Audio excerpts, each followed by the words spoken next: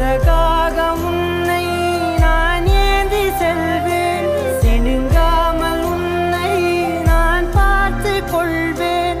ஒரு கோடி இன்பங்கள் உன்னை பார்த்த நொடியில், நான் வாழும் நாள் மட்டும் நீ எந்த மடியில். உன்னை ஈன்ற பொழுதிங்கு கடவுள் தன் முகம் பார்த்த பொழுது உன் பாதம் தொழுது.